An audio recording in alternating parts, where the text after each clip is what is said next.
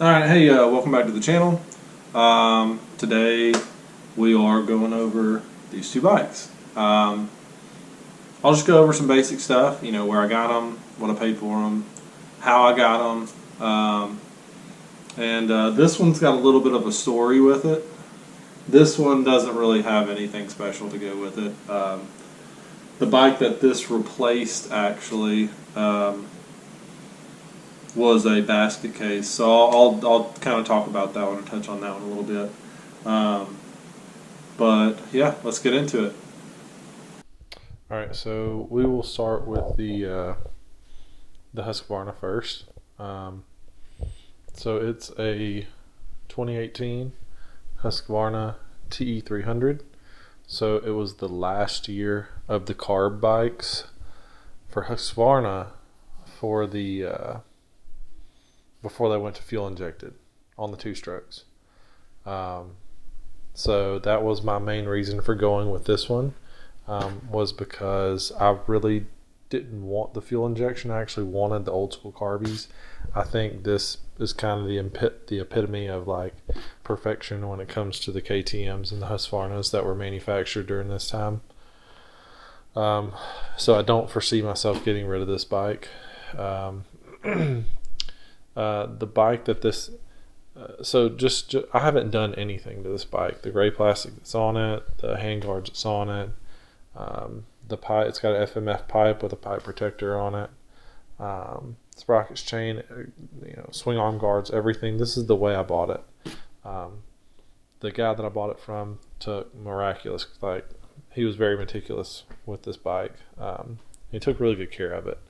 The bike that this replaced, though, was a absolute basket case. So the bike I had before this was a 2011 KTM 300XC.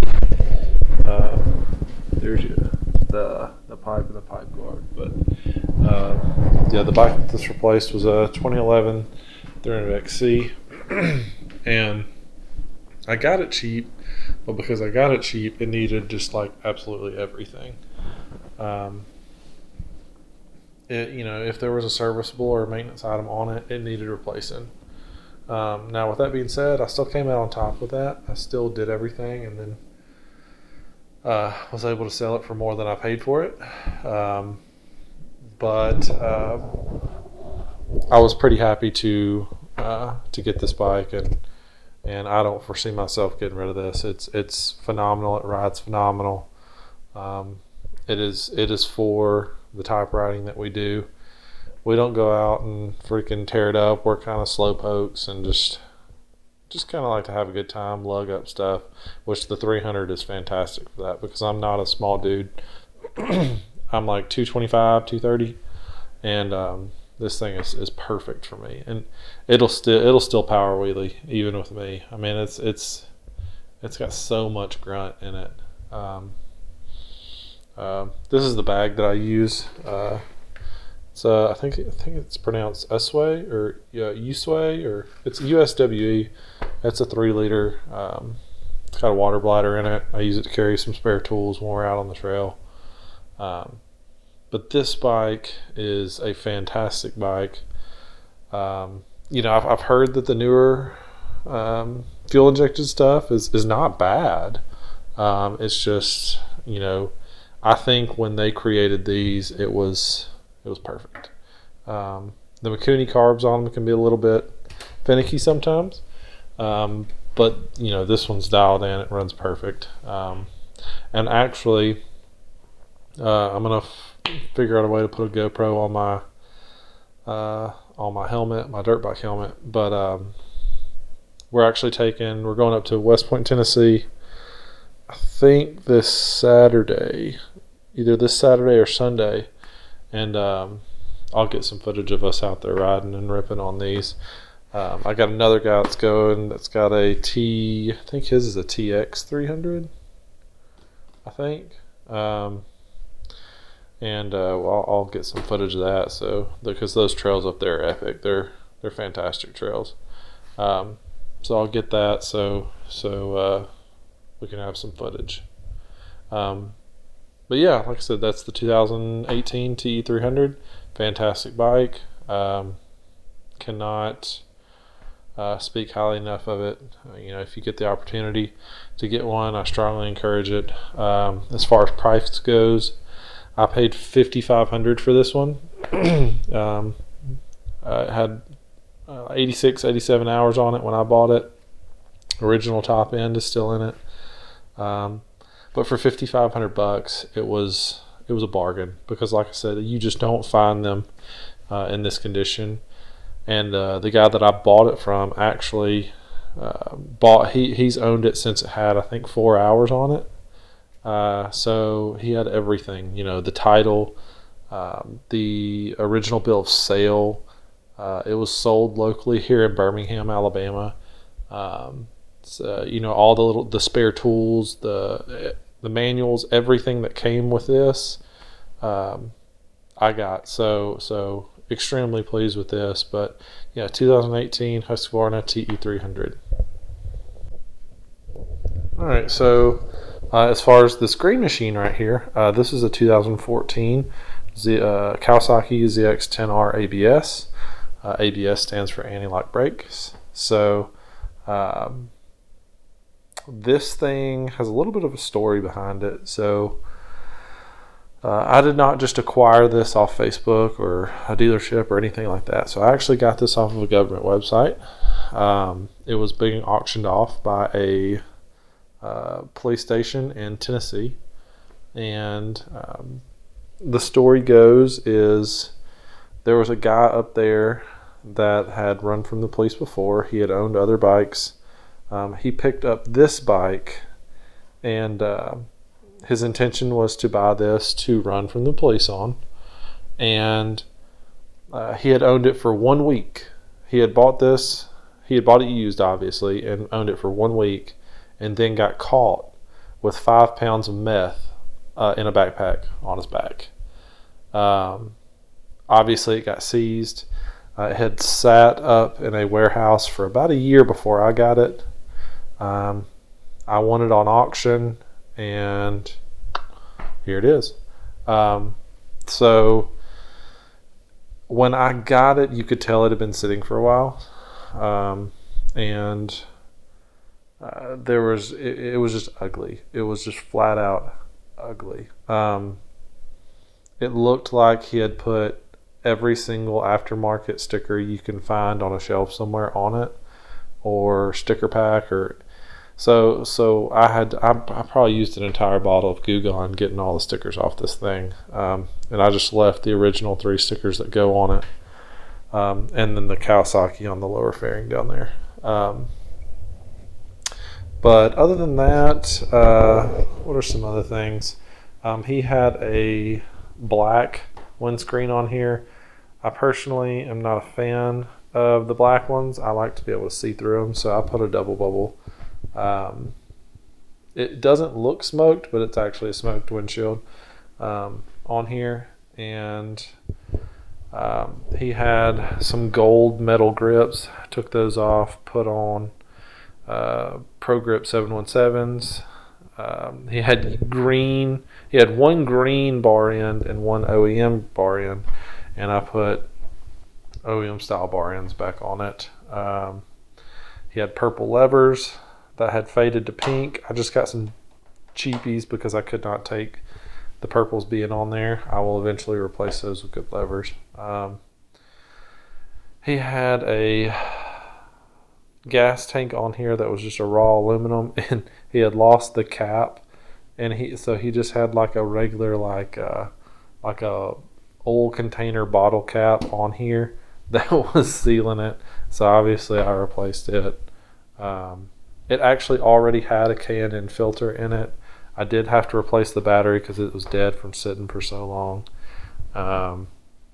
He had a red underglow kit on it. It looked like complete trash, so I pulled it off, got rid of it. The wheels had a million stickers on them as well, which they are already painted white. I just kept them white because I kind of like it because it's different. So I cleaned those up. The pegs were green, and not this same green, a terrible looking green, so I refinished those back in texture black.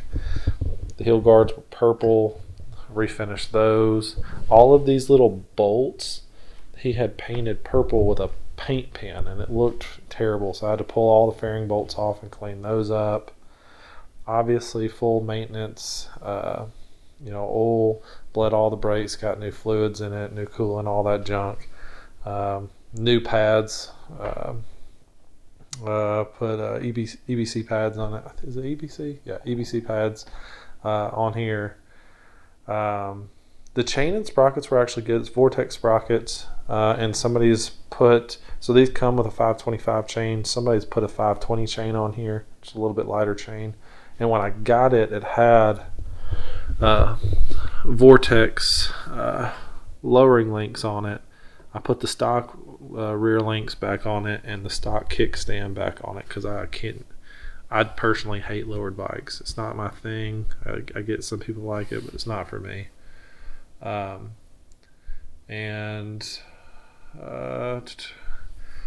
rear blinkers were broke, so I actually put LED blinkers on here, LED strips underneath the rear tail light.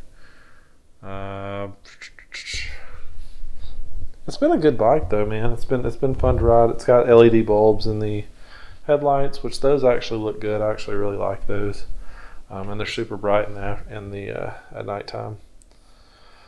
And then the last thing is the exhaust. So the cool thing about this exhaust is, I'm sorry, that's not the last thing. I put Michelin tires on it, put Pilot Powers on it. I'm a Michelin Pilot Power fan. I always have been. I've put them on just about every bike that I've ever owned. Because this dude was riding, and check this out. You see that right there?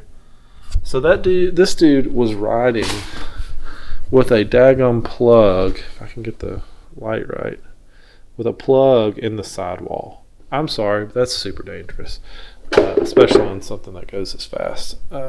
Some people may do it. I don't. I'm not one of them. So it had this exhaust on it. It sounded like complete trash. It says it's an SC project, but I think this is the eBay version. That's not real, because there's no markings on the link pipe either. So I pulled that off, and I got this exhaust here. It's a Black Widow, and it's not the Black Widow exhaust from the US. This is a Black Widow. This is a UK company. So it's Black Widow. If you just Google Black Widow motorcycle exhaust, their website will come up. Just make sure it's a UK website. And I absolutely love this exhaust. It is the perfect tone, and I don't even have the baffle out.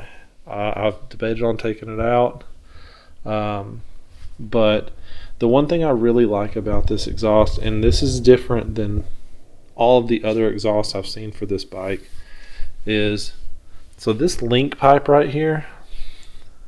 So you see how it follows the curvature, this body line on this fairing, and it doesn't stick out. All the other exhausts, it just kind of goes straight down, and I think it looks terrible. But this one follows and tucks up and then comes out, and I absolutely love that, and I think it looks really, really good on this bike. And Black Widow, I mean, the packaging on this. I've had Akrapovic, I've had really, really high, I've had Arrows, I've had the Event, I've had all the big name brands. Nothing was packaged like this was. I mean, it got to me from the UK in 4 days. It was inside a box, inside bubble wrap, inside styrofoam, inside of a bag. I've never seen something packaged so well. And then on top of that, it was $250 shipped from the UK to my house in Alabama. If anything happens to this exhaust, I will buy another one. Hands down, no questions asked, I will buy another Black Widow exhaust. It sounds fantastic. I mean, this is a real carbon fiber tip. It is real. It's been a fantastic exhaust, and I will endorse them forever. Because I mean, there was probably I mean, I'll go out on a limb and say there's 25, 30 different types of exhaust that you could get for this bike from that company. It was nuts. Any style exhaust, any style tip, anything you could get. It was really cool to buy from them. But this is a cool bike. I've absolutely loved owning this bike. I have no intentions of getting rid of this bike. Hopefully I can find some really cool places to ride. And places that we can take it and see. I'm trying to learn new places around where I'm at as well. The Huntsville area has some really cool places, and the Florence area has some really cool places. But I'm going to try to find some that we can take this bike and kind of go explore. But I appreciate y'all tuning in. Starting out a new channel like this and not having a lot of experience like all these other big YouTubers is kind of hard, and it's kind of intimidating. So if you do like some of this content and if you like the bikes and want to follow along, it would mean the world to me if you liked, comment, shared, subscribed, because it encourages me as a new developer or a new content creator to keep going and keep filming this and spending the time editing, and it's just hard. It's intimidating because there's a lot of really good creators out there and a lot of people that have a lot more knowledge than we do. So it makes it a little bit tougher. So thanks for tuning in, and I appreciate it. And like I said, we'll see you next time. One last thing, I almost forgot that I told you I'd go over price with you. So on the Kawasaki at auction, I got it for $5,300. And then there was a buyer's premium on top of it since it was a government auction site. So I got it for a little over $5,900. It's like $5,960 or something like that. I had just over $200 in taxes, and then I put roughly another $1,000 into it with parts. So all in, I'm at around $7,100 on this. And for a 2010, for a 2014 ZX10R ABS with 10,000 miles, it's hard to find that. So did get a little bit of a deal on it, buying it from a government site. But like I was saying, thanks for tuning in. We'll see you next time.